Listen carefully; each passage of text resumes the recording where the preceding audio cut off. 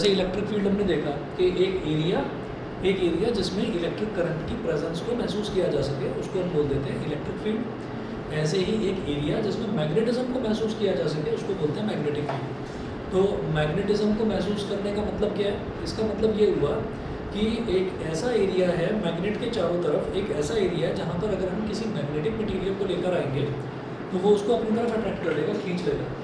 अच्छा, magnetic materials जो होते हैं ना वो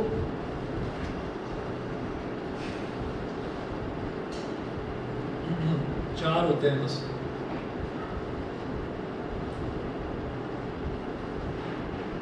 आयरन, स्टील, कोबाल्ट और निकल। आयरन, स्टील, कोबाल्ट और निकल, बस ये चार ही हैं जो मैग्नेटिक मटेरियल होते हैं। ठीक है, ये ऐसा नहीं होता कि भाई मतलब ये आयरन है वो मतलब मैग्नेट है वो किसी लकड़ी को अट्रैक्ट कर लेगी, प्लास्टिक को अट्रैक्ट कर लेगी, नहीं। ये चार आइटम है, इनको अट्रैक्ट करेंगे। तो वो जो एरिया है, जिस एरिया में मैं ऐसे किसी मैग्नेटिक मटेरियल को लेकर आऊँ और मैग्नेट तुरंत उसको अपनी तरफ खींच लें, तो उस एरिया को क्या बोलेंगे? उस एरिया को हम बोल देंगे मैग्नेटिक फील्ड। ठीक है, उसके बाद देखिएगा कि ऑर्स्टेड का एक एक्सपेरिमेंट है। ऑर्स्टेड ने एक्सपेरिमेंट करा था। ये एक्सपेरिमेंट भी मैग्नेटिज्म को सिर्फ समझने के लिए है, सिलेबस के पॉइंट ऑफ व्यू से या एग्जाम के पॉइंट ऑफ व्यू से सीधा सीधा इंपॉर्टेंट नहीं है, सीधा सीधा नहीं पूछा जाता। ठीक है ना? तो देखिएगा इसमें है ऑर्स्टेड्स एक्सपेरिमेंट में, consider a magnetic needle Sn pivoted over a stand। pivoted over a stand, pivot करने का मतलब होता है जैसे मोतियों की माला होती है ना, उसको धागे में से पिरो देते हैं। ठीक है, तो पाइवट का मतलब होता है पिरोना। ठीक है, तो अब किस तरह से पिरोया है इसको?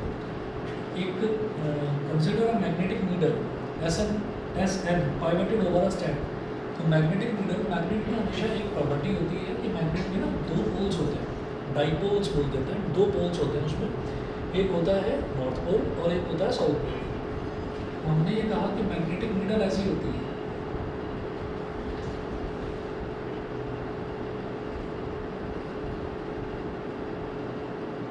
ये मैग्नेटिक नीडल हो गई, ये इसका सेंटर हो गया और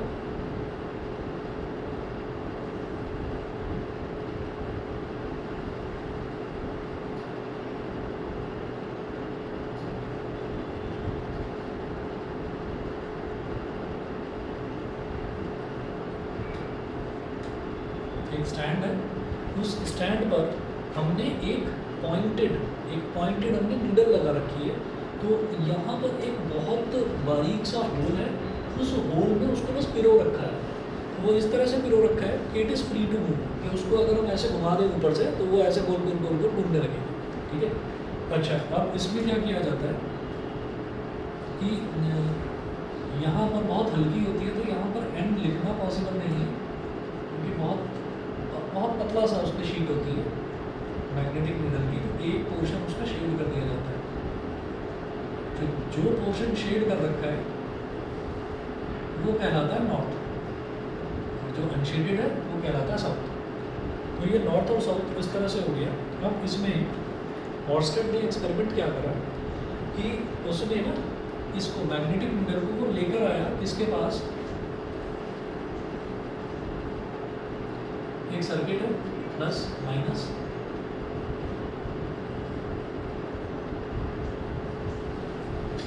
और इधर एक स्विच लगा हुआ है।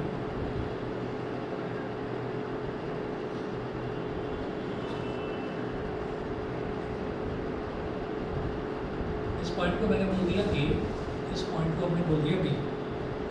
पॉजिटिव से करंट निकला I, ऐसे आया और ऐसे गया। ये स्विच है। स्विच का क्या काम है? बैटरी को चालू करना है, बंद करना है। ठीक है, कनेक्ट करना है, डिस्कनेक्ट करना है, ये काम है स्विच का।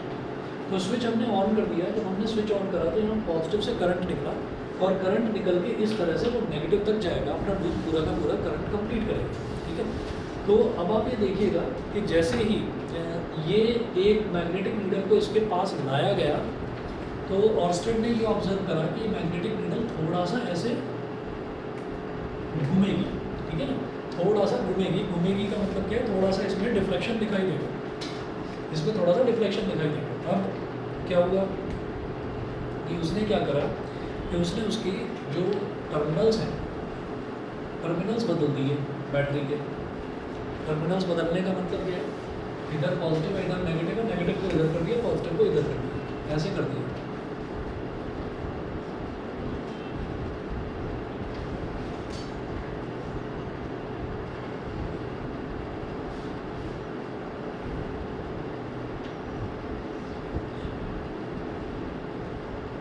पॉजिटिव से निकला करंट और नेगेटिव में आया।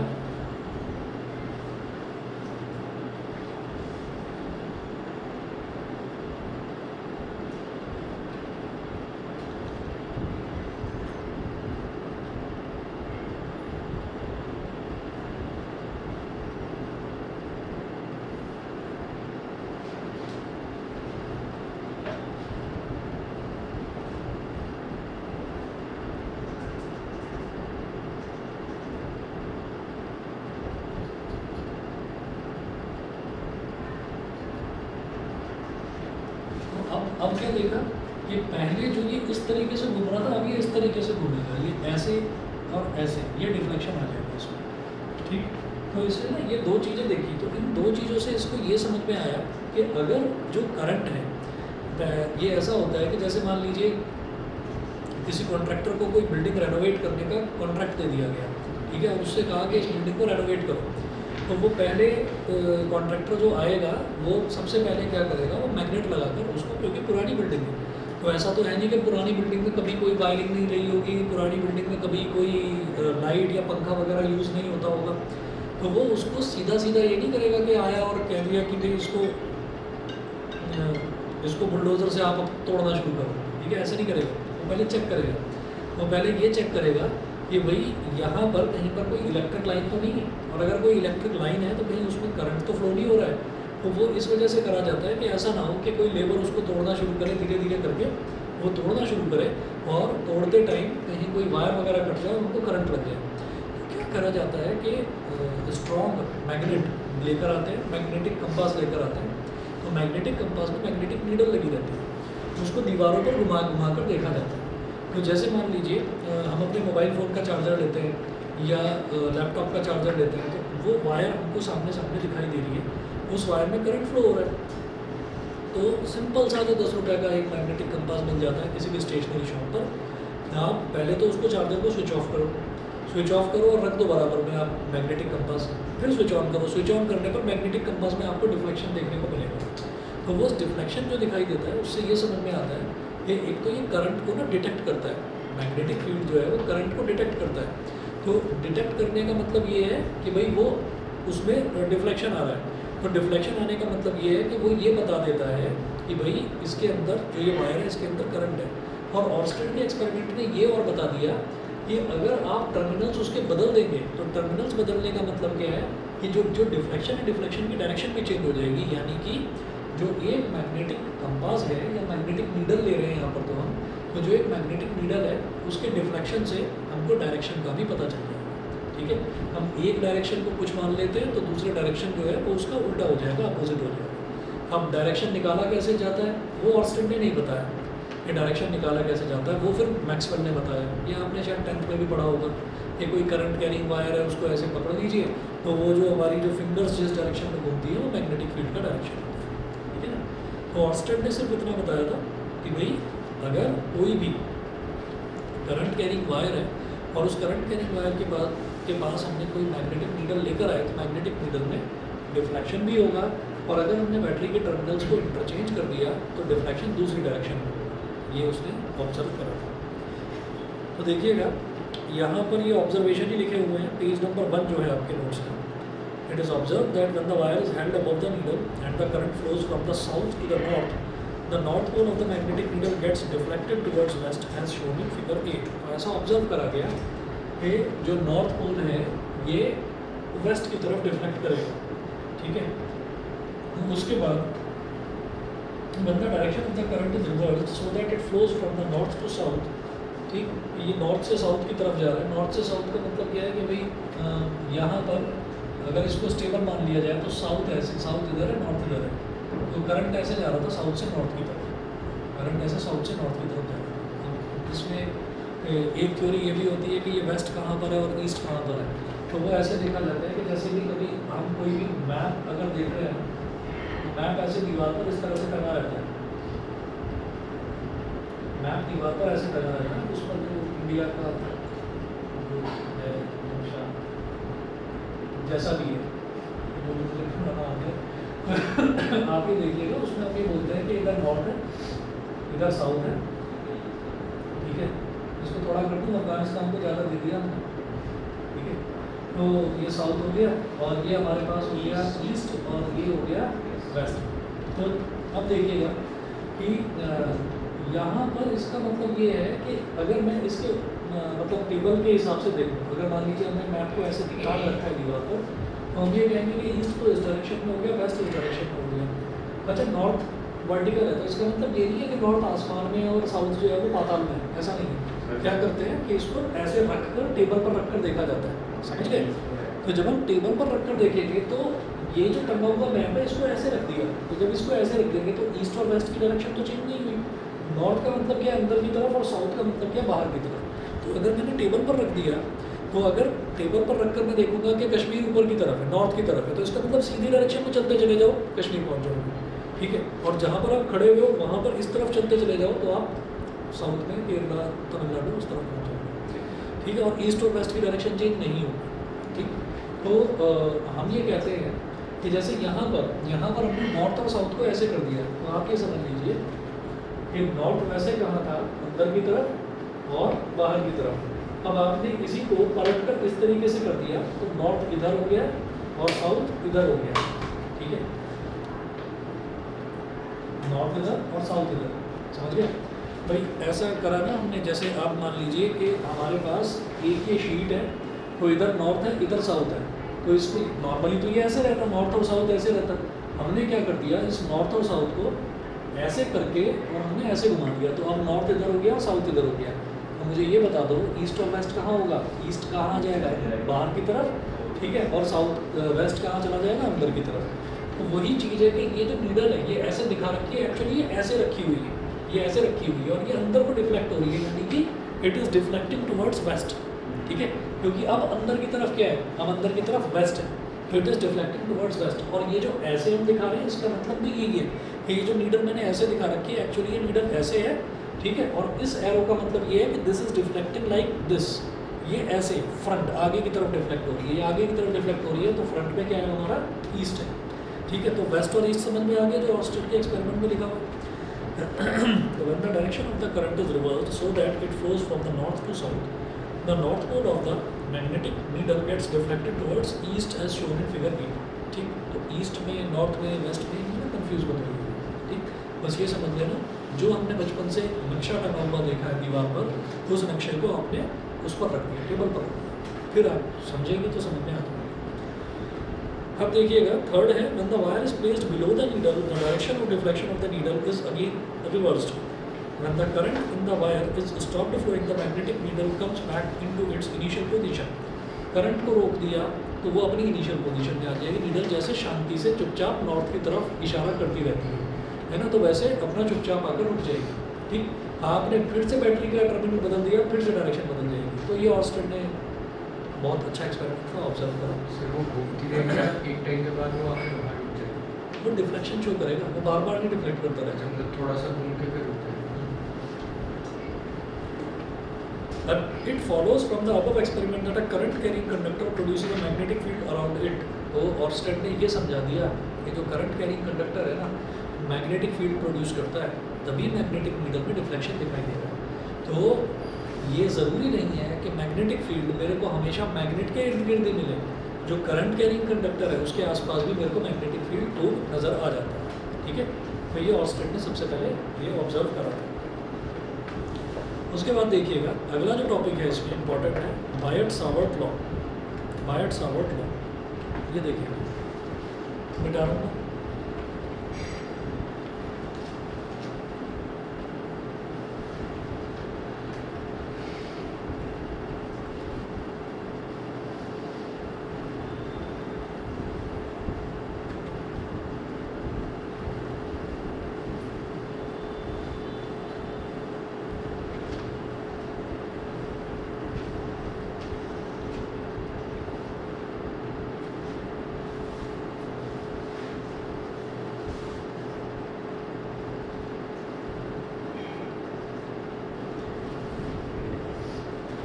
बायट-सावर्ट लॉ।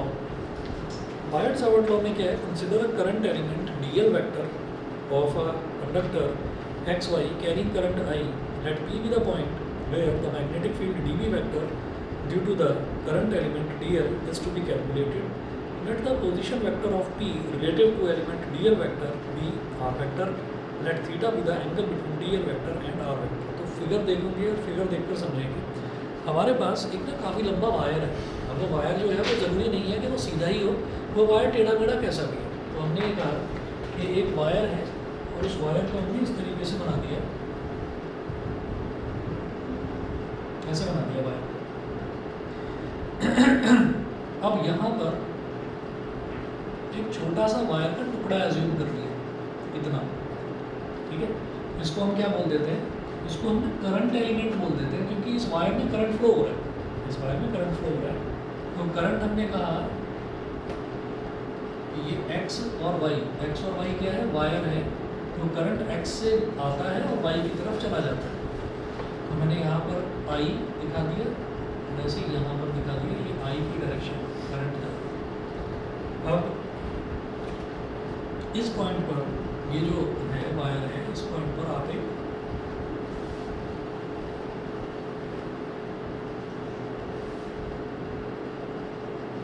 वर्टिकल लाइन बना लीजिए, वर्टिकल लाइन बना लिया।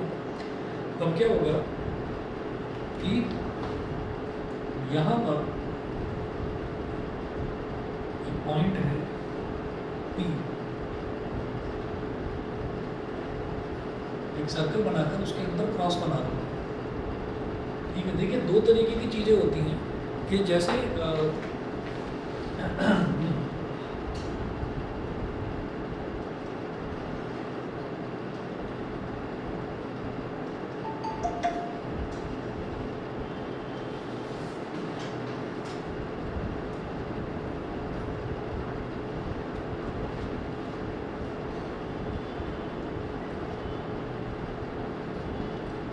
वाई डैश एक्स डैश, ये है हमारे पास, ठीक है। तो ये तो हमने देख लिया कि राइट वाला जो है उसको हम एक्स बोल देते हैं, पॉजिटिव एक्स बोल देते हैं। लेफ्ट वाला एक्स डैश जो कि नेगेटिव हो जाता है, एक्स नेगेटिव हो जाता है, एक्स डैश।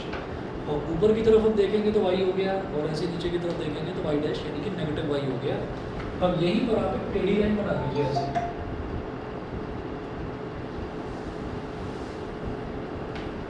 इसको बोल देते हैं Z और इसको बोल देते हैं Z डैश। ये टेढ़ी लाइन का मतलब क्या है कि Z जो है वो बाहर की तरफ है और Z डैश जो है वो कहाँ है, अंदर की तरफ है, ठीक है ना।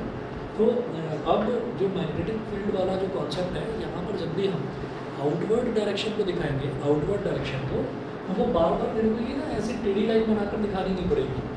आउटवर्ड डायरेक्शन का मतलब क्या है कि आप एक सर्कल बनाकर डॉट बना देंगे उसके अंदर, this is called outward direction, ठीक है। और एक सर्कल बनाकर उसके अंदर हमने क्रॉस बना दिया, this is called inward direction. ये डायरेक्शन हो गई इनवर्ड और ये वाली डायरेक्शन हो गई आउटवर्ड। सर थोड़ा साइड तो ये जो क्रॉस बना रखा है इसका मतलब क्या है, इनवर्ड है। अब ये इनवर्ड क्या है क्या नहीं है वो अभी समझते हैं क्या है। तो आप ये देखिएगा कि जब भी कभी हम ये बोलेंगे कि हमने किसी मैप की बात करी, तो मैप में मैं ये कह रहा हूँ कि ईस्ट कहाँ पर है, राइट की तरफ, वेस्ट कहाँ पर है, लेफ्ट की तरफ, नॉर्थ कहाँ है, अंदर की तरफ। तो नॉर्थ दिखाने के लिए आपको ऐसा बना लेना है, एक सर्कल बनाकर अंदर क्रॉस बना दो, इसका मतलब क्या है, इनवर्ट डायरेक्शन, ठीक है। और साउथ कहाँ है, बाहर की तरफ, तो इसका मतलब एक सर्कल बनाकर उस पर डॉट लगा दीजिए, इसका मतलब आप आउटवर्ड डायरेक्शन को इंडिकेट कर रहे हैं, इंडिकेट करने का तरीका है। उसके बाद मैं आगे चलता हूँ, देखिएगा। अब जो ये इतना सा टुकड़ा है ना वायर का, इतना सा जो टुकड़ा है, इसको मैंने बोल दिया डीएल। इस वायर में करंट फ्लो कर रहा है तो इसको हम बोल देते हैं करंट एलिमेंट। ये हो गया डीएल, और डीएल के ऊपर लिखेंगे डीएल वेक्टर। फिर मैंने कहा कि मैं यहाँ से और इस पॉइंट पी को कनेक्ट करता हूँ। तो जहाँ पर ये वायर का छोटा सा टुकड़ा है उससे मैंने इसको कनेक्ट करा, तो ये वाली लेंथ का मैंने मान लिया आर वेक्टर, ठीक है। और ये वर्टिकल के साथ में अंदर बना रहा है, इसको मैंने ले लिया थीटा। और इधर मैंने लिखा दिया, यहाँ मैंने लिख दिया डीबी वेक्टर। अब जरा सारे टर्म समझिए। सुनिएगा, देखो जरा फटाफट इसमें देखो बायट-सावर्ट लॉ में मैंने क्या मेंशन कर रखा है, consider current element DL vector of a conductor X Y carrying current I. एक कंडक्टर है मेरे पास एक्स वाई जो कि करंट आई कैरी करता है अपने अंदर। अब उसमें से एक छोटा सा टुकड़ा ले लिया मैंने लेंथ, जिसको छोटा सा टुकड़ा हमने बोल दिया डीएल, ठीक है। अच्छा, अब डीएल को वेक्टर क्यों बोल रहे हैं? डीएल को वेक्टर इस वजह से बोल रहे हैं क्योंकि छोटा सा लेंथ ले रहा हूँ और लेंथ जो है वो वेक्टर क्वांटिटी है, लेंथ को वेक्टर बोलते हैं, डिस्प्लेसमेंट होता है ना, ठीक है। तो इसलिए उसको डीएल वेक्टर बोल दिया। फिर हमने कहा कि P be the point where the magnetic field D B vector due to the current element DL vector is to be calculated. अब याद करिएगा, जैसे हम ये कहते थे कि कहीं पर कोई एक करंट कैरिंग कंडक्टर है और उसकी वजह से थोड़ी दूरी पर इलेक्ट्रिक फील्ड हमें निकालना होता था। तो इलेक्ट्रिक फील्ड कैसे निकालते थे?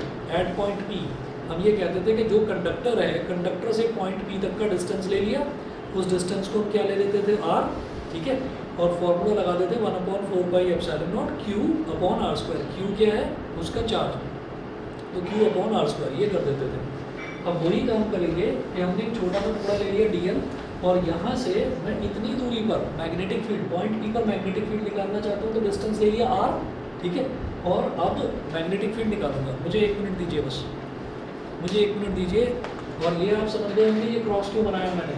अगर करंट को ऐसे, अगर इस वायर को मैंने ऐसे पकड़ रखा है, ठीक है, तो मेरी फिंगर्स कहाँ स्विल्ड हो रही हैं? अंदर की तरफ। तो मैक्सवेल का जो राइट हैंड रूल है वो ये कहता है कि करंट जिस डायरेक्शन में जा रहा है वैसे वायर को पकड़ो, तो आपकी फिंगर अंदर की तरफ जा रही है, तो मैग्नेटिक फील्ड की डायरेक्शन अंदर की तरफ, ठीक है। 1 मिनट दीजिए, 1 मिनट में पानी तो नहीं चाहिए किसी को?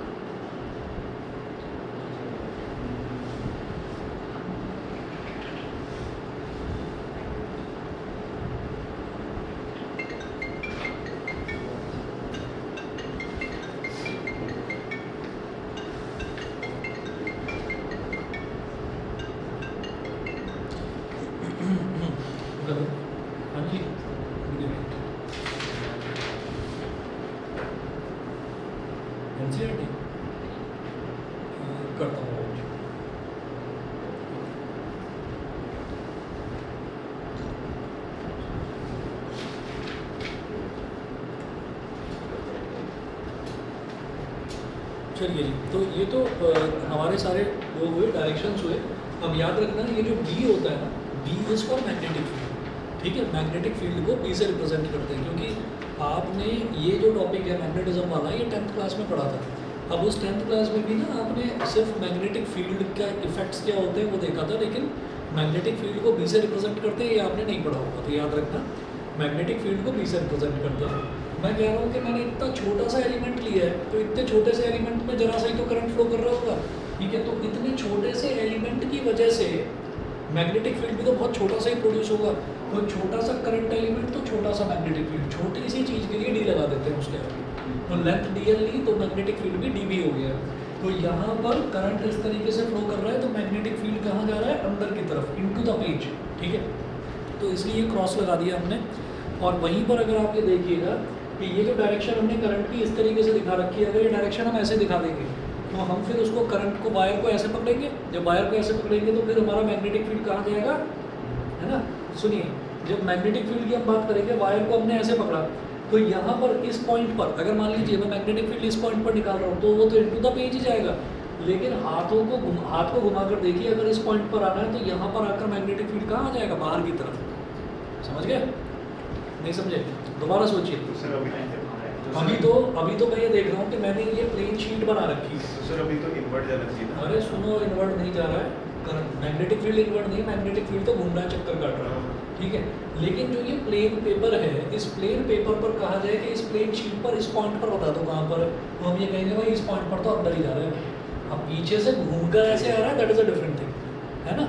घूमकर आता है मैग्नेटिक फील्ड, ऐसे ना लूप बनाता है, ऐसे घूमता है, चक्कर काटता है।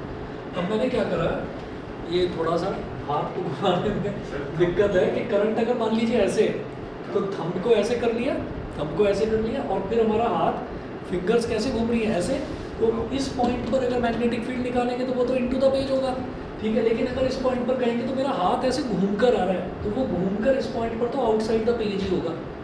समझ गए, समझ गए ना, ठीक है। तो क्योंकि हम प्लेन की बात कर रहे हैं, पेपर की बात कर रहे हैं, तो पेपर पर हमें इस तरीके से मैग्नेटिक फील्ड का साइन बनाना है बस, ठीक। आगे चलिए, DL और DB का रिलेशन क्या DL और DB का रिलेशन डीएल और डीबी का रिलेशन ये है कि हमने ये कहा कि करंट, अच्छा डीएल और डीबी का, अरे वही तो डिराइव कर रहा हूँ डीएल और डीबी का रिलेशन ही तो डिराइव कर रहे हैं। बायट-सावर्ट लॉ में हम मैग्नेटिक फील्ड निकालेंगे, ठीक। तो जरा देखिएगा, अरे रुको तो सही, सुनिएगा जरा, अभी आ रहा हूँ। कुछ 10th का थोड़ा बहुत याद है, अगर नहीं याद है तो मैं याद करवाता रहूँगा बीच बीच में, तो याद आ जाएगा साथ। सर डिस्टेंस के तो इन्वर्सली प्रोपोर्शनल होना चाहिए। हाँ अपना देखिए, बायट-सावर्ट लॉ ने जैसे शुरुआत हमने करी थी, अच्छा इसको ना इलेक्ट्रिक फील्ड से कंपेयर कर करके पढ़ते जाओ। तो इलेक्ट्रिक फील्ड में सबसे पहला टॉपिक क्या करा था, कूलम्स लॉ। कूलम्स लॉ करा, यहाँ करेंगे बायट-सावर्ट लॉ। कूलम्स लॉ ने हमको क्या बताया था कि दो अगर कोई चार्जेस हैं तो उनके बीच में क्या होगा, जो फोर्स होगा वो फोर्स क्या होगा, it is directly proportional to the product of the two charges, it is inversely proportional to the square of the distance between them, ठीक है। फिर दोनों को कंबाइन कर दिया, F is directly proportional to Q1 Q2 upon are square, proportionality sign हटा दिया, के लगा दिया, तो के क्या होता है 1/4πε0, ये करा था। ऐसे ही कुछ यहाँ भी करेंगे। तो यहाँ पर देखिएगा, यहाँ पर जो कूलम ने वहाँ पर ऑब्जर्व करा था, वो यहाँ पर बायट-सावर्ट ने, दो साइंटिस्ट थे, एक बायट का नाम था, एक का नाम सावर्ट था, ठीक है। तो दोनों ने क्या ऑब्जर्व करा, दोनों ने कहा the magnitude of the field dB is, इन्होंने क्या ऑब्जर्व करा, सबसे पहले ये ऑब्जर्व करा कि भाई जो मैग्नीट्यूड है ना इलेक्ट्रिक फील्ड का, dB, छोटा सा magnetic field dB is directly proportional to I, पहले observation, dB is directly proportional to I, ठीक है। अभी लिखो, फिर कुछ चीज़ रिकॉल करवाऊंगा। सेकेंड है, it is directly proportional to the length L of the current element. तो ये जो dB है magnetic field, it is directly proportional to the length L of the current element. तो लेंथ L कितनी होगी, L क्या DL होगा वैसे, DL छोटी सी लेंथ हमने है। It is directly proportional to sine theta, it is directly proportional to sine theta. ये पहला पॉइंट आपके लिए नया नहीं है, दूसरा पॉइंट आपके लिए नया नहीं है, बताऊंगा क्यों, है ना। तीसरा पॉइंट नया है, तो dB is directly proportional to sine theta. फिर चौथा पॉइंट है, inversely proportional to the square of the distance between them. ये भी नया नहीं है, ये भी नया नहीं है। अब हमने क्या करा, ये चारों जो फैक्टर्स हैं, इन चारों फैक्टर्स को अगर कंबाइन कर दिया तो क्या बन जाएगा बेटा, D B is directly proportional to I D L sine theta upon are square. ठीक है, फिर क्या करिए, आप कहेंगे नहीं प्रोपोर्शनलिटी साइन हटाना है, इक्वालिटी साइन लगाना है, लगा दो, d B is equal to k I D L sine theta upon are square. ये हो गया। अब हम ये कहेंगे दिस प्रोपोर्शनलिटी कांस्टेंट के, याद करिएगा इलेक्ट्रिक फील्ड में ये प्रोपोर्शनलिटी कांस्टेंट आ जाता था, उसको क्या कहते थे, 1/4 ठीक है, 1/4 अच्छा, वहाँ पर उसको एप्सिलॉन नॉट को क्या बोलते थे, परमिटिविटी। भाई ये परमिट कितना कर रहा है, ठीक है, कितना परमिट कर रहा है, मतलब कितने चार्जेस को यहाँ पर इलेक्ट्रिक फील्ड में आने देगा और कितनों को रिजेक्ट कर देगा, बाहर निकाल देगा, तो वो उसकी परमिटिविटी होती थी। अब यहाँ पर क्या है, यहाँ पर क्योंकि हम मैग्नेटिज्म की बात कर रहे हैं, यहाँ पर भी वो परमिटिविटी है। अब जो मैं बताऊँगा, यहाँ पर के की वैल्यू क्या हो जाती है, के को बोल देते हैं म्यू नॉट अपॉन 4 पाई, और जैसे वहाँ पर 1/4 पाई एप्सिलॉन नॉट की एक फिक्स वैल्यू होती थी 9 × 10⁻⁹, यहाँ पर इसकी भी एक फिक्स वैल्यू होगी 10⁻⁻7। ठीक है, म्यू नॉट अपॉन 4 पाई की एक फिक्स वैल्यू होगी 10⁻⁻7 TMA, T for tesla, M for metre, A for ampere. ठीक है, टेस्ला मीटर पर एम्पियर। ठीक, अब ये क्या क्या है, इस पर आएंगे अभी बाद में, अभी दिमाग लगाना भी इसको। ठीक है, ये क्या है, इस पर बाद में आएंगे। यूनिट किस चीज़ की है, किसकी यूनिट टेस्ला है, किसकी यूनिट वेबर है, उसमें भी बताएंगे। क्योंकि इलेक्ट्रिक फील्ड जैसे वहाँ पर आप तो दो चीज़ों में कंपेयर करते रहते थे आपस में, ई और वी। ई क्या होता था इलेक्ट्रिक फील्ड, वी क्या होता था पोटेंशियल डिफरेंस। यहाँ पर आप करेंगे बी और एच में, बी होगा मैग्नेटिक फील्ड, एच होगा मैग्नेटिक फील्ड इंटेंसिटी। ठीक है, दोनों चीज़ों में क्या रिलेशन है बताएंगे। ठीक, तो आप ये देखो कि अगर एनालॉगी समझेंगे ना, इलेक्ट्रिक फील्ड से कंपेयर कर करके पढ़ोगे, बहुत आसानी से समझ में आएगा। तो म्यू नॉट अपॉन 4 पाई हो गया, इसकी वैल्यू 10⁻⁻7। तो यहाँ पर ये है कि मैग्नेटिक फील्ड में कितने मैग्नेटिक मटेरियल को वो आना परमिट कर देगा, अलाउ कर देगा, तो उसको परमिटिविटी ना बोलकर, क्योंकि ये मैग्नेटिज्म है तो उसके एक नया टर्म दे दिया, परमिएबिलिटी। परमिएबिलिटी कितना परमिएबल है, परमिएबिलिटी ये हो गया। Where V naught is a constant called permeability of free space or vacuum, therefore dB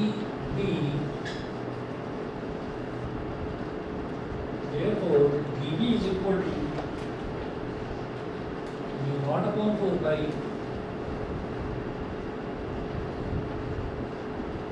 ideal sin theta, mu naught upon 4 pi ideal sin theta upon r square। ठीक है, ये हो गया। उसके बाद फिर हमने एक काम और करा, इसमें जो है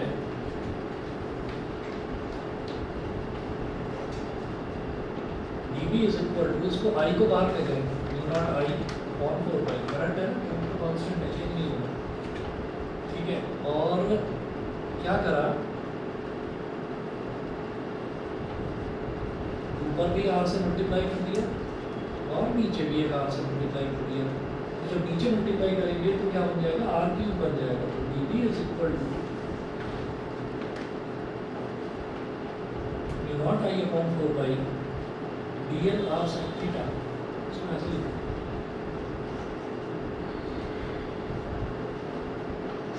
dl vector cross r vector और आपके समझ गए कि नहीं। क्रॉस प्रोडक्ट क्या होता है, जैसे ए वेक्टर क्रॉस बी वेक्टर करते हैं तो क्रॉस प्रोडक्ट क्या होता है, क्रॉस प्रोडक्ट होता है A B sine theta into N cap, A B sine theta into N cap. N cap दिखाने की जरूरत नहीं है क्योंकि मैग्नेटिज्म, मैग्नेटिक फील्ड की जो डायरेक्शन है वो एन कैप सिर्फ डायरेक्शन के लिए दिखाया जाता है। यहाँ क्यों नहीं बता रहे, क्योंकि मैग्नेटिज्म की डायरेक्शन जो है वो हम अलग तरीके से, वो हम मैक्सवेल के राइट हैंड थंब रूल से निकाल लेंगे। ठीक है ना, तो वो एन कैप दिखाने की यहाँ जरूरत नहीं है। तो इसलिए क्या होगा कि dl r sin थीटा, तो dl vector cross r vector हो गया, ये क्रॉस प्रोडक्ट में कन्वर्ट हो गया अगर आप वेक्टोरिकली इसको रिप्रेजेंट करना चाहते हैं तो। This is called Biot Savart law, इसको बायट सावर्ट लॉ बोलते हैं। अब जब इन टर्म्स पे आ जाते हैं फटाफट, सिर्फ आर कैप लिखेंगे तभी काम होगा। हाँ, सिर्फ अगर आर कैप लिखेंगे आर कैप मत लिखो। एक्चुअली वो आर कैप वगैरह जो लगाया जाता है ना, वो लगाया जाता है जब ट्रांसलेशनल मोशन होता है, जब सीधा मोशन होता है। तो हम ये कहेंगे कि यहाँ पर जो डायरेक्शन है ना, डायरेक्शन है लेकिन घूमती हुई डायरेक्शन है, तो उसके लिए हमने यहाँ सिंबल लगा दिया, दैट इज सफिशिएंट। तो सीधा बहुत डीबी के ऊपर हमने वेक्टर साइन लगा दिया, बहुत है। अब देखिएगा, अब ये सारे टर्म्स देख लीजिए। आपको याद होगा, आपने ना 10th क्लास में एक टॉपिक करा होगा इलेक्ट्रोमैग्नेट। इलेक्ट्रोमैग्नेट एक टॉपिक करा था। इलेक्ट्रोमैग्नेट में ये था कि इलेक्ट्रोमैग्नेट में ये था कि भाई जितना ज़्यादा आप करंट बढ़ाएंगे इलेक्ट्रोमैग्नेट का, वो उतनी ज़्यादा स्ट्रांग हो जाएगी, उसकी मैग्नेटिज्म बहुत स्ट्रांग हो जाएगा, ज़्यादा चीज़ों को अट्रैक्ट करेगा। इसका मतलब जितना आप करंट बढ़ाओगे तो क्या बढ़ रहा है, मैग्नेटिक फील्ड बढ़ रहा है। तो ये वही चीज़ है जो आपने 10th में पढ़ी थी, ठीक है। तो d B is directly proportional to I. Current बढ़ाओगे मैग्नेटिज्म बढ़ेगा, करंट घटाओगे मैग्नेटिज्म घट जाएगा, ठीक है। उसके बाद d B is directly proportional to d l. इसका मतलब जितनी बड़ी इलेक्ट्रोमैग्नेट उतना ज़्यादा उसका मैग्नेटिज्म। तो जितना बड़ा आप यहाँ पर लेंथ लेंगे, क्योंकि यहाँ जो करंट कैरिंग वायर है वो मैग्नेटिज्म प्रोड्यूस कर रहा है, तो उसकी जितनी लेंथ आप बढ़ाएंगे उतना ही ज़्यादा उसका मैग्नेटिज्म भी बढ़ता चला जाएगा, ठीक है। दूसरी चीज़, अब ये इस पर आता हूँ अभी। ये जो है dV is inversely proportional to R square. ये हमने क्या देखा था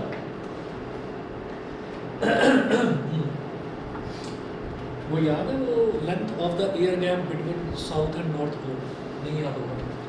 हमारे पास एक मैग्नेट होती थी, ये नॉर्थ पोल और साउथ पोल मैग्नेट होती थी। हम ये कहेंगे कि भाई इस मैग्नेट जो है, इस मैग्नेट को अगर आप जितना लंबाई इसकी बढ़ाते जाओगे मैग्नेटिज्म बढ़ता चला जाएगा, ठीक है। लेकिन एक चीज़ ये होती थी कि नॉर्थ पोल और साउथ पोल के बीच में एयर गैप कम से कम होना चाहिए। मतलब नॉर्थ और साउथ के बीच का जो डिस्टेंस है वो कम होना चाहिए। क्यों? क्योंकि नॉर्थ और साउथ की जो डिस्टेंस है, दोनों के बीच का जो डिस्टेंस है, उसके इन्वर्सली प्रोपोर्शनल होता था मैग्नेटिक फील्ड। तो हम इसके लिए क्या करते थे, हम कहते थे लेंथ बढ़ाऊंगा तो भाई मैग्नेटिज्म तो बढ़ जाएगा उसका, ठीक है। लेकिन लेंथ बढ़ाने से जो डिस्टेंस है नॉर्थ और साउथ के बीच का, वो डिस्टेंस भी बढ़ रहा है। डिस्टेंस बढ़ रहा है तो मैग्नेटिज्म घट रहा है। तो मैं करूँ क्या? हमें ये समझ में नहीं आ रहा। भाई लेंथ बढ़ाने से एक तरफ तो मैग्नेटिज्म बढ़ रहा है और लेंथ बढ़ाने से दोनों के बीच का गैप जो है वो भी बढ़ रहा है और उसके बढ़ने से मैग्नेटिज्म घट रहा है। तो इसका मतलब कि हमें तो कुछ फ़ायदा हो ही नहीं रहा है। एक तरफ से मैग्नेटिज्म बढ़ भी रहा है और एक तरफ से घट भी रहा है। तो हमें तो दोनों चीज़ें अचीव करनी है। तो उसके लिए क्या करा गया, ये जो मैग्नेट है इसको पकड़ के घुमा दिया गया, ठीक है। और जैसे ही इसको घुमा दिया गया तो वो मैग्नेट क्या कहलाई, हॉर्स शू टाइप मैग्नेट। इसीलिए सीधी मैग्नेट ना यूज़ करके horse shoe type magnet use करिए कि आपने मैग्नेट को जितना चाह खींच लो भाई, लंबा कर लो, मैं तो लास्ट में घुमा दूंगा उसको। घुमाने के बाद क्या होगा कि नॉर्थ और साउथ के बीच का एयर गैप कम हो जाएगा। नॉर्थ और साउथ के बीच का एयर गैप कम हो जाएगा। तो ये जो एयर गैप है, ये जितना कम होगा मैग्नेटिज्म उतना ज़्यादा होगा। और एक्चुअली ऑस्टेड इसमें वायर्ड सॉकेट के एक्सपेरिमेंट से पता चला कि इन दोनों के बीच का सिर्फ डिस्टेंस नहीं, स्क्वायर ऑफ द डिस्टेंस, ठीक है। तो ये थोड़ा सा ये रिलेट कर रहा है यूनिवर्सल लॉ ऑफ ग्रेविटेशन से। उसमें क्या था कि दोनों के मतलब दो अगर बॉडीज़ हैं तो ग्रेविटेशनल फोर्स ऑफ अट्रैक्शन किसके बराबर होता है, किसके प्रोपोर्शनल होता है, दोनों के मासेस के मल्टीप्लिकेशन के m1 m2 के and inversely proportional to the square of the distance between them. ऐसा ही इलेक्ट्रोस्टैटिक फोर्स में था। तो भाई मैग्नेटिक फोर्स थोड़ी पीछे रह जाती। मैग्नेटिक फोर्स ने भी कहा कि हाँ मेरा भी कुछ ऐसा ही है, ठीक है। तो अब क्या हुआ कि ये तीन टर्म्स तो कुछ आपको जाने पहचाने लग रहे हैं, इस पर आ जाते हैं। dV is directly proportional to sine theta. Sine theta क्या है, ये जो स्ट्रेट लाइन है, स्ट्रेट लाइन मैंने क्यों बनाई, क्योंकि हम जब भी कभी मैक्सवेल का right hand thumb rule use करते हैं तो हम ये कहेंगे कि ये जो वायर है ना, जो वायर है, इस वायर को सीधा रखना है भाई, उसको सीधा रखना है, तभी तो बता पाओगे कि कैसे जा रहा है, इनटू द पेज जा रहा है या नहीं। आप ये कहने नहीं मैंने वायर को ना टेढ़ा कर दिया भाई, अब किधर को जाएगा, अभी भी ऐसे जाएगा पेज के अंदर ही, लेकिन आप पेज को टेढ़ा कर रहे हो। इट्स बेटर कि आप क्या करें, आप ये जो एंगल है आप क्या करेंगे, इस एंगल से क्या होगा, इसका ना वर्टिकल कंपोनेंट ले लेंगे आप, समझ गए। तो जैसे हॉरिजॉन्टल कंपोनेंट है, हॉरिजॉन्टल कंपोनेंट क्या होगा, हॉरिजॉन्टल कंपोनेंट तो आर है ना, ये आर एक्चुअली ये पूरा का पूरा आई और डी एल इसके मतलब आर वेक्टर और इसके डीएल के बीच में है ये एंगल थीटा। ठीक, तो अगर हम ये कहेंगे कि भाई हम इसका कंपोनेंट कौन सा ले रहे हैं, हम करंट का कंपोनेंट कौन सा ले रहे हैं, हम करंट का कंपोनेंट ले रहे हैं हॉरिजॉन्टल वाला, तो हॉरिजॉन्टल वाला कंपोनेंट तो इसके अलावा हो जाएगा ऐसे, हॉरिजॉन्टल कंपोनेंट यानी कि कॉस वाला कंपोनेंट वो तो इसके अलावा हो जाएगा। ठीक, लेकिन हमको लेना है इस बार साइन वाला कंपोनेंट। साइन वाला कंपोनेंट कौन सा होता है, वर्टिकल कंपोनेंट, यानी कि करंट को वर्टिकल डायरेक्शन में रखिए। मेरी बात समझ में आ गई? करंट को वर्टिकल डायरेक्शन में रखिए आप, वर्टिकल डायरेक्शन में रखेंगे तो मैक्सवेल का जो राइट हैंड थंब रूल है वो बड़े आसानी से आप लगा पाएंगे। तो मैग्नेटिक फील्ड जो है वो साइन थीटा के डायरेक्टली प्रोपोर्शनल इस वजह से है क्योंकि वर्टिकल कंपोनेंट ये होता है साइन थीटा और हॉरिजॉन्टल कंपोनेंट ये होता है कॉस थीटा। समझ गए? ठीक है, तो ये चार चीज़ों के डायरेक्टली प्रोपोर्शनल होगा, एक इसके आर स्क्वायर के इनवर्सली प्रोपोर्शनल। सबको कंबाइन करा तो ये जो बनकर आया है ये वेक्टर फॉर्म में है और ये जो बनकर आया है ये नॉर्मल स्केलर फॉर्म में। मैग्नेटिक फील्ड का मैग्नीट्यूड निकालना है तो ऐसे, और अगर वेक्टोरिकली निकालना है तो ऐसे। This is called Biot Savart law. बता दो भाई, ऑनलाइन वाले बच्चों को क्लियर है? क्लियर है इतना? ठीक है, चलिए जी, इसके बाद देखिएगा the direction of db vector is the direction of the vector dl vector cross r vector. It is given by right hand screw rule. Thus the direction of db vector is perpendicular to and into the plane of paper. ठीक है, वो छोड़ो, into the plane of paper वो हमने समझ लिया Maxwell के right hand thumb rule से। अच्छा जी, अब पेज नंबर 4 पर आ जाइए। Special cases. स्पेशल केसेस क्या क्या हैं? स्पेशल केसेस, जो पहला केस है वो है if theta is equal to 0 degree. If theta is equal to 0 degree sine theta is equal to 0, therefore dB is equal to 0। Theta is equal to 0 degree का मतलब क्या है? ये करंट है, ये करंट जा रहा है, मतलब ये वायर है और ये थीटा बने ही ना, मतलब आप इस वायर पर ही बताओ मैग्नेटिक फील्ड क्या है। अब ये कहेंगे भाई वायर पर मैग्नेटिक फील्ड होगा ही नहीं, वायर के इर्द गिर्द होगा मैग्नेटिक फील्ड। ठीक है, तो ये तो थियोरेटिकली हमने बात समझी है, हमें मालूम है कि वायर अगर ऐसे है तो वायर पर मैग्नेटिक फील्ड कहीं नहीं होने वाला, वायर के आसपास के एरिया में मैग्नेटिक फील्ड होगा।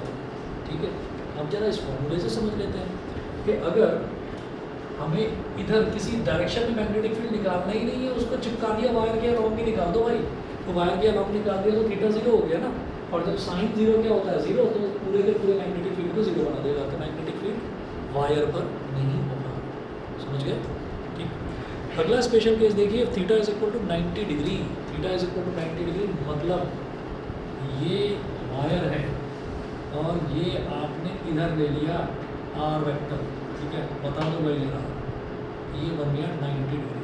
अब मैग्नेटिक फील्ड की तरफ हम कहेंगे मैक्सिमम होगा। ठीक है, मैक्सिमम होगा क्योंकि 90 डिग्री जब है तो साइन थीटा अपनी मैक्सिमम वैल्यू पर होता है, यानी कि 1, साइन थीटा की मैक्सिमम वैल्यू 1।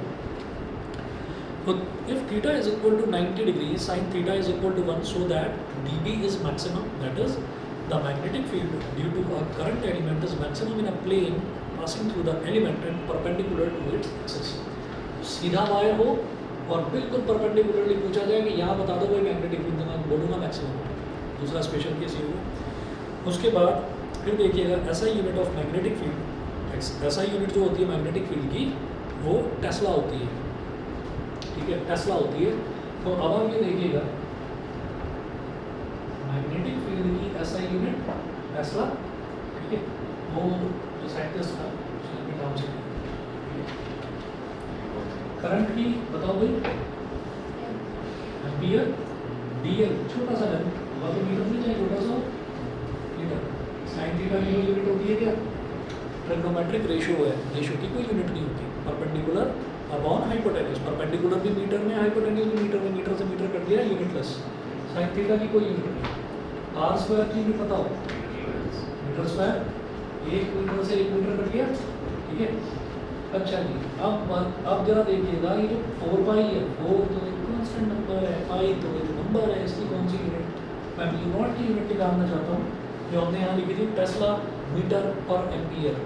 तो म्यू नॉट को यहाँ छोड़ो, इस मीटर को इधर ले जाओ, म्यू नॉट की यूनिट क्या होगी? ये मीटर यहाँ डिनोमिनेटर में था, ये टेस्ला से मल्टीप्लाई हो जाएगा, टेस्ला मीटर। ये एम्पियर यहाँ पर न्यूमरेटर में था, इधर डिनोमिनेटर में चला जाएगा, तो अपॉन ए, यानी कि टेस्ला मीटर पर एम्पियर, ठीक है, टेस्ला मीटर पर एम्पियर। तो ये म्यू नॉट की यूनिट इस तरह से होगी, मैंने बोला था ना इसको छोड़ देते हैं अभी, ये ना देखते हैं इसको। तो ये इस तरीके से होगी। ये वैसे ही है आप कि जैसे मान लीजिए हमने मैग्नेटिक फील्ड की यूनिट को टेस्ला बोल दिया, ये वैसे ही है जैसे मुझे मालूम है ना कि अगर न्यूटन अपना नाम ना देता तो फोर्स की यूनिट न्यूटन ना होती, किलोग्राम मीटर पर सेकंड स्क्वायर होती, वही होती ना। तो उसको किलोग्राम मीटर पर सेकंड स्क्वायर ना बोलकर उसको न्यूटन बोल दिया। ऐसे ही इसको तमाम चीज़ें एम्पियर और ये आपका मीटर अपॉन मीटर स्क्वायर वो सब कुछ ना बोलकर उसने उसको टेस्ला अपना नाम दिया। क्लियर है?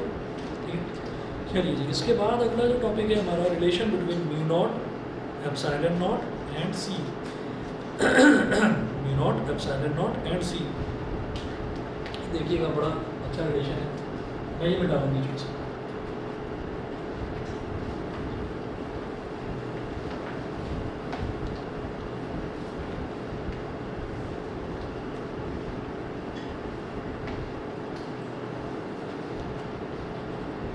देखिए जी, हमने ना एक चीज़ देखी थी इलेक्ट्रिक फील्ड में कि 1/4 नॉट की वैल्यू कितनी होती है बोलो? 9 × 10⁹, ठीक है। अच्छा, हम मैग्नेटिक फील्ड में अभी ताज़ा देखा है कि म्यू नॉट अपॉन 4 की वैल्यू कितनी होती है? 10⁻⁷। अब हम क्या करना चाहते हैं, इधर mu naught multiplied by epsilon not निकालना चाहते हैं।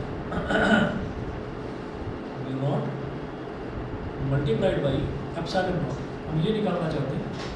तो हमने क्या करा, हमने म्यू नॉट को 4 से डिवाइड कर दिया और 4 से ऐसे मल्टीप्लाई कर दिया। ये करा जा सकता है, ठीक है ना। भाई म्यू नॉट को 4 से, म्यू नॉट एप्सिलॉन नॉट को पूरे को 4 से डिवाइड 4 से मल्टीप्लाई कर दिया। म्यू नॉट अपॉन 4 की वैल्यू डाल दीजिए अब यहाँ पर, जो है वो है 10⁻⁷। और 4 एप्सिलॉन नॉट ये क्या हो जाएगा, इसका रेसिप्रोकल मल्टीप्लाइड बाई 1/9 × 10⁹, ठीक है। अब 10⁻⁷ है ये, तो अकेला नेगेटिव ऊपर के अंदर नीचे पॉजिटिव बन जाए। ये क्या हो गया 1/9 × 10⁻, ये -7 नीचे आएगा, 9 + 7 = 16, 9 × 10⁻16 हो गया। ये क्या आ गया म्यू नॉट एप्सिलॉन नॉट। इसको क्या बोलेंगे 1/3 × 10⁸ का होल स्क्वायर, 3 का स्क्वायर 9, 10⁸ का स्क्वायर 10⁻16। पावर की पावर मल्टीप्लाई हो जाती है। तो 3 × 10⁸ क्या है? C, speed of light. Speed of light को सी बोलते हैं। तो क्या आ गया mu naught epsilon naught is equal to 1/c²। c² को इधर लाओ, म्यू नॉट एप्सिलॉन नॉट को इधर लाओ। c² इज इक्वल टू 1/म्यू नॉट एप्सिलॉन नॉट। तो c इज इक्वल टू 1/√म्यू नॉट एप्सिलॉन नॉट। बताइए कुछ मुश्किल तो नहीं इसमें? ठीक है, तो ये रिलेशन साथ में पूछ लिया जाता है बायट-सावर्ट लॉ के साथ में। म्यू नॉट एप्सिलॉन नॉट और सी, इनके बीच में रिलेशन बता दीजिए। साथ में कहते हैं ना वो first part, second part, third part करके एक रिलेशन आ जाता है, वो चीज़ है। ठीक है, इसके बाद एक क्वेश्चन है, फिर उसके बाद है magnetic field due to a long straight current carrying conductor. ठीक है, इतना करिए, बाकी मैं नेक्स्ट क्लास में कराता हूँ।